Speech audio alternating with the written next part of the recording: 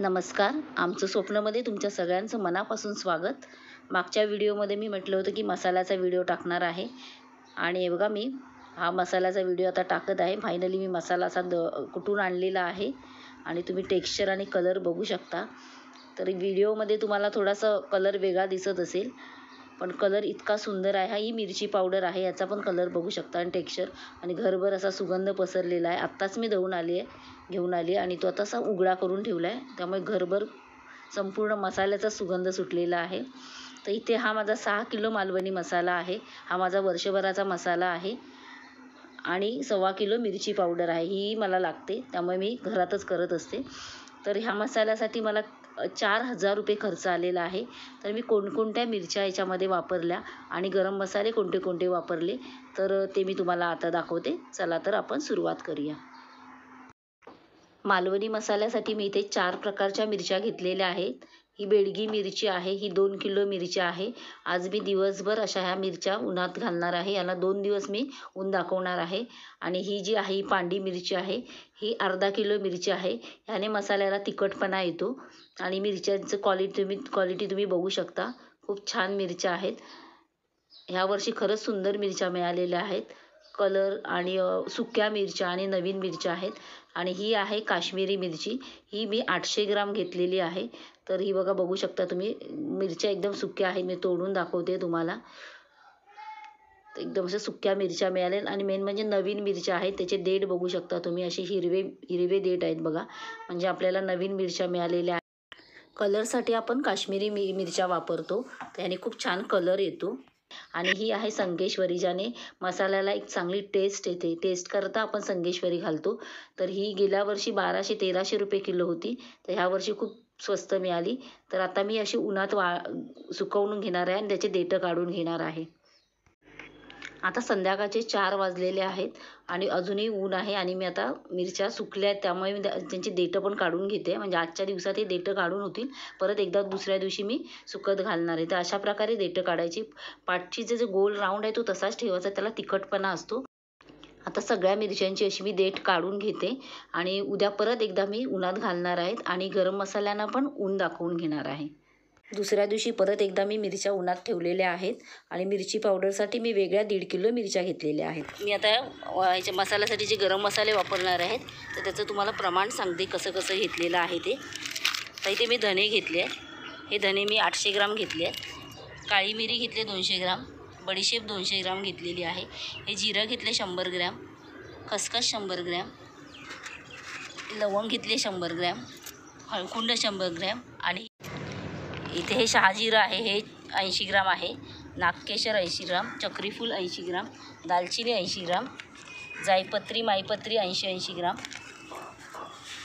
ही आपली वेलची आहे, हिरवी वेलची आहे, 40 ग्राम आहे. मसाला वेलची 40 ग्राम आहे.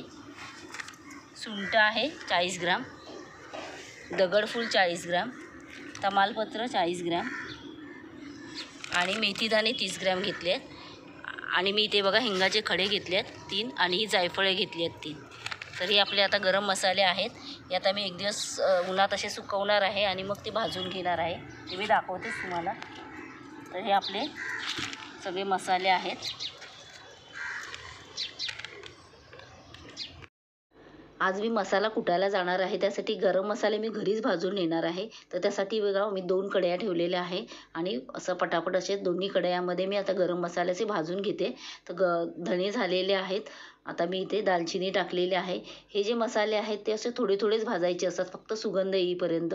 आता इथे मी सगळं असं थोडं थोडं घेऊन भाजून घेते दोन्ही कढयांमध्ये, म्हणजे माझं काम झटपट होईल.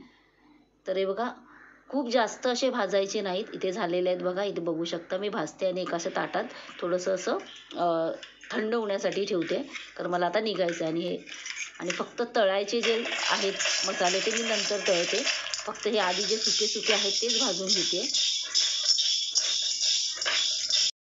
जसजसे माझे भाजून होत आहेत तसे तसे मी परातीमध्ये थोडंसं असं थंड करत ठेवते. त्यामुळे दुसरा आता टोप घेतलेला आहे मी, म्हणजे पटकन थंड होतील, कारण मला निघायचं आहे. जायफळसुद्धा असं थोडंसं परतून घ्यायचं आणि त्याची थोडंसं खलबत्त्यात थोडंसं त्याला बारीक करायचं आणि मग ते मसाल्यात मिक्स करायचं. तर काही मसाल्यांना एकदम 2 सेकंदच लागतात भाजायला. आणि आता मी जे तळायचे आहेत, हळकुंड, आणि हिंग वगैरे. तर त्यासाठी मी आता तेल तापत ठेवलेलं आहे. आणि हे बाकीचे मसाले, जे सुके मसाले, ते माझे सगळे असे भाजून झालेले आहेत. थंड झाले की मी लगेच दळायला निघणार आहे, कारण तिथे पण वेळ लागतो. 2-2.5 तास जातात आपल्याला तिथे कुटायला. आणि आपण जेव्हा, हे बघा इथे असं तेल टाकलेलं आहे, तेलामध्ये मी आधी सुंठ तळून घेते. आणि आपण जेव्हा घरी मसाला करतो तर आपल्याला एक समाधानही मिळतं की आपला घरचा मसाला, आणि खूप छान मसाला होतो आणि आपल्याला खूप स्वस्तात पडतो. मेन म्हणजे बाहेरून विकत घेताना हाच मसाला, मालवणी मसाल्याला आपण 1000-1200 रुपये किलोनी देतो. तर आपण घरी बनवला तो आपल्याला 600, 700, 800 रुपयेपर्यंत पडतो. जसं म्हणजे तुम्हाला जशी म्हणजे किमतीने मिळतील मसाले त्या प्रमाणात, पण नक्कीच आपल्याला खूप स्वस्त पडतो घरी केल्यामुळे.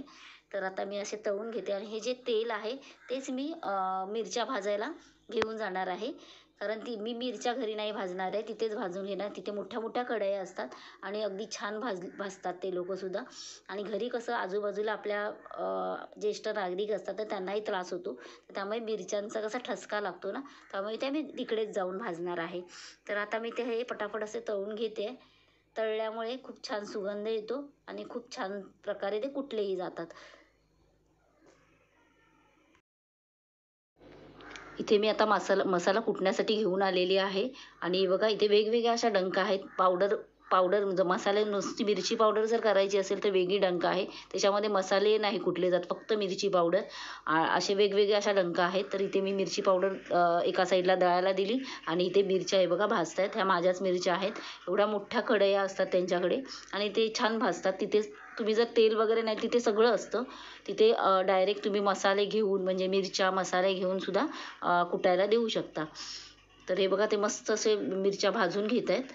खालीवर मोठ्या कढई असल्यामुळे पटकन होतं, 1-2 घाण्यातच होऊन जातं. ते बघा इथे मला तेलाच्या पिशव्या पण दिसत आहेत. आणि इथे आता माझा मसाला बघा इथे कुठं मस्त कलर, इथून मी लांबून बघते तर छान कलर वाटतोय. इथे मिरची पावडर माझी होत आलेली आहे आणि मिरच्या पण तिथे भाजून होत आहेत. तर आता हे डंकेमध्ये जाईल कुटायला, त्याला 1.5-2 तास लागतीलच. तर मी इथे कुटण्यासाठी ह्यावेळेला वरळीला आलेले आहे.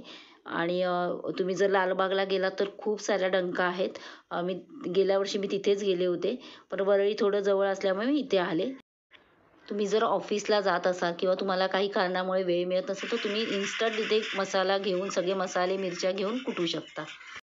मसाला कुटून होतोय तोपर्यंत आपण सगळ्यांनी काय करायचं, तर चॅनलला सबस्क्राईब करून घ्यायचं आहे.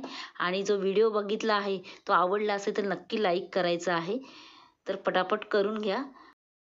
आता मी घरी आलेली आहे आणि असे मसाले बघा असे उघडून ठेवायचे, कारण ते गरम असतात ना, त्यामुळे तर थोडा वेळ 1 तासभर तरी असे उघडे ठेवायचे. त्यातली म्हणजे जरा थोडे थंड होऊन द्यायचे आणि मगच पॅकबंद पिशव्या किंवा एखाद्या डब्यामध्ये भरून ठेवायचे.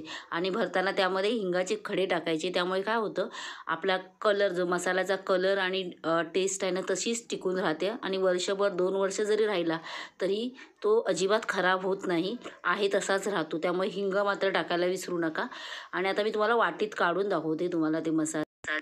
तर वाटीमध्ये बघा काढलेले आहेत. तुम्ही कलर बघू शकता. रात्र असल्यामुळे थोडासा कलर तुम्हाला वेगळा दिसत असेल, पण खूप छान टेक्स्चर आणि कलर आलेला आहे.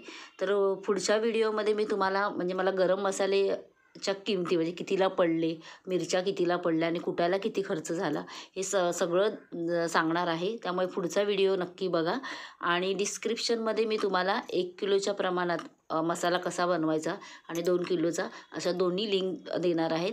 तर तुम्ही त्या नक्की फॉलो करा. चॅनलला सबस्क्राईब करायचं राहिलं असेल तर जाता जाता तेही करून घ्या.